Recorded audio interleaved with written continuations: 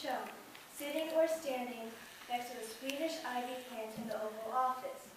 Imagine the stories this pet would tell if it could speak, the conversations, the deals, even the scandals that were played out in its presence. Everything from Watergate to Monica Lewinsky. In Luke's account of Palm Sunday, the Pharisees tell Jesus to stop his followers from shouting. Jesus says, "I tell you, if these were silent, the stones would shout out." If the stones that were lying on the road to ancient Jerusalem had shouted out, what would they have said? Let's ask one of them right now.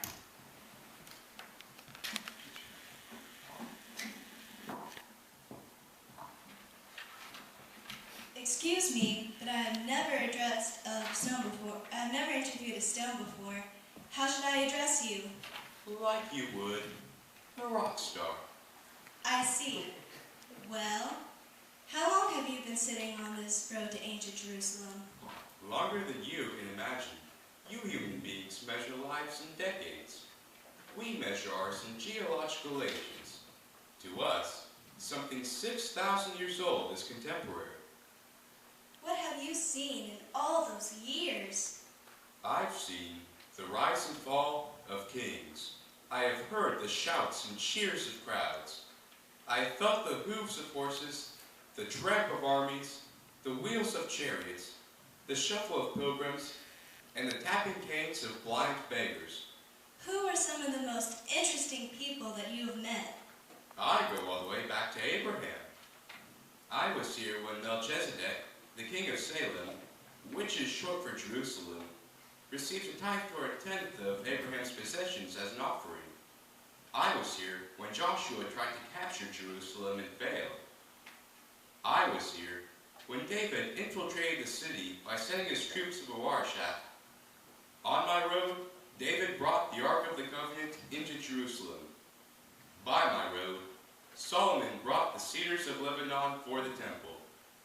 On my road came the Queen of Sheba and the armies of Assyria, and the siege works of the Babylonians. By my road, the people of Israel were led into exile at the time of Jeremiah and brought back at the time of Ezra and Nehemiah. So, you have seen a lot of history. I have seen pharaohs of Egypt, kings of Greece, emperors of Rome, Turkish sultans, medieval crusaders, British soldiers, and Israeli commandos. Every kind of king and conqueror imaginable has traveled down my road, but none like the one I saw that Sunday afternoon before Passover.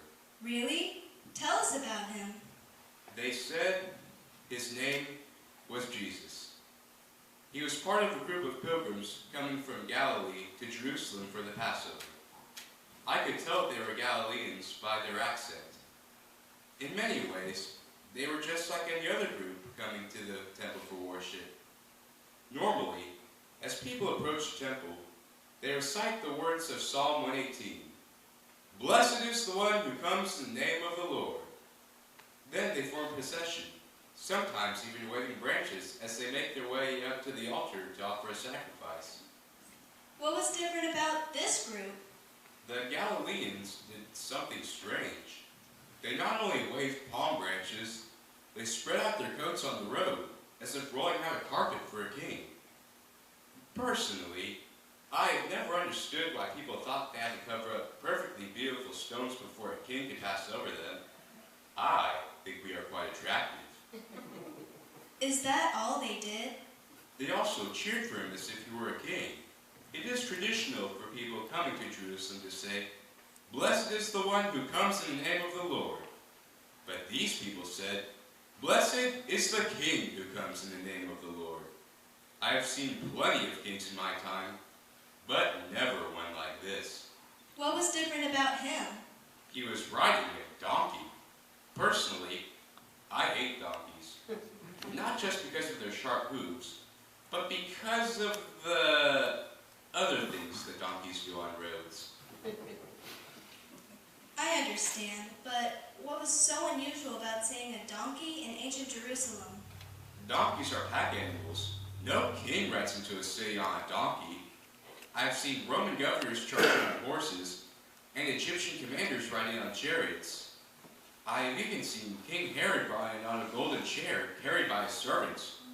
But no great ruler ever comes to the city on a young donkey. The rider's feet were barely off the ground. So what did your leaders think about this? Oh, they were terrified. Not of the guy on the donkey, but of the Romans. They told Jesus to make his followers quit calling him a king. What were they afraid of? The Romans don't take too kindly to anyone claiming to be a king, and they tend to overreact.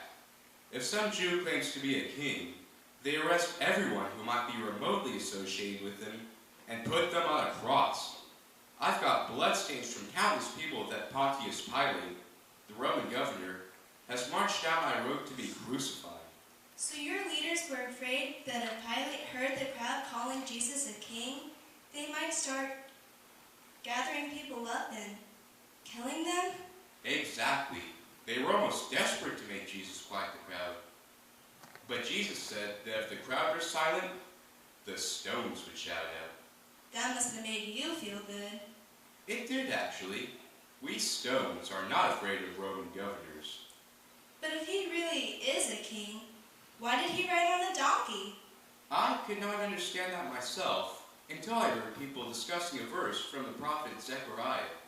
It says, "Rejoice greatly, O daughter Zion. Shout aloud, O daughter Jerusalem. Lo, your king comes to you. Triumphant and victorious is he, humble and riding on a donkey, on a colt, the foal of a donkey." So that explains the donkey. There is more. It says, "He will cut off the chariot from Ephraim and the war horse from Jerusalem, and the battle bow shall be cut off, and he shall command peace to the nations." What does that mean? Normally, a king brings peace by amassing armies and weapons and wiping out his enemies. But this king will bring peace by getting rid of weapons and armies. Not that I object, you understand. A few less chariot wheels would be a good thing for us roads. Fewer potholes. And as for war horses, they have the same problem as donkeys. A king who brings peace without weapons or armies, how can that work? I don't know. But the alternative doesn't work either. I've seen almost every army in the Mediterranean come down this road. Egyptians, Assyrians, Babylonians, Persians, Greeks, Romans. Since the time of David, the walls of this city have been torn down 4 times. The temple has been destroyed 3 times. Twice, the people have been forced out of their homes into exile by a foreign conqueror. There have been plenty of chariots and war horses on this road, but not much peace. So, what happened to the man on the donkey? When he arrived in front of the temple, he slid off his donkey and began to weep. His tears were hot and salty. He said, "If you, even you, had only recognized this day the things that make for peace, but now they are hidden from your eyes." It sounds like he was not expecting to succeed. It was worse than that. He said that enemies would overrun the city of Jerusalem. He said, "They will crush you to the ground, you and your children within you, and they will not leave within you one stone upon another." That's when it started to get personal. I can imagine. He said this would happen because the people of Jerusalem did not recognize the time of their visitation. What did he mean by that? I'm not really sure. Maybe he was saying they would have had a chance if they'd only believed in him. I thought you said they did believe in him. They called him a king. Yes, but he wasn't the kind of king they were looking for. Riding in on a donkey was only the beginning. He never picked up a sword. He never organized an army. He never launched an assault against the Romans. That donkey was as close to a war horse as he ever got. What happened to this king? He didn't fare so well. 5 days later, there was another procession of people along my road. this time coming out of the city. In the middle of it was Jesus. This time he was on foot, carrying a cross. The only crown he wore was a crown of thorns. The crowds weren't cheering him, they were jeering him. They said, "If you are a king, why don't you save yourself?" Didn't his followers try to protect him? He told them not to. I heard that when he was arrested, a couple of them pulled out swords, but he made them put their weapons away. You mean that he intentionally let the soldiers take him away? That's how it appears. It was as if he expected it, as if it had to be that way. Why? It was for him the way of peace. The way of peace? Yeah, I know that sounds strange. Most of the kings who passed down my road claimed to bring peace, but they did it, or tried to do it, by creating a single world empire that would end fighting between nations. Pax Romana, the Romans called it, but their unity was the unity of dictatorship, and their peace was established with a sword. It never lasted very long. Eventually, the resentments, hatred, and desire for freedom of the conquered peoples tore those empires apart. There has to be another way.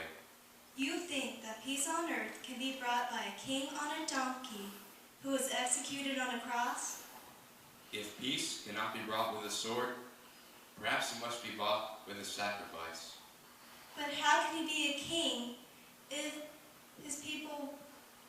he was rejected by his own people?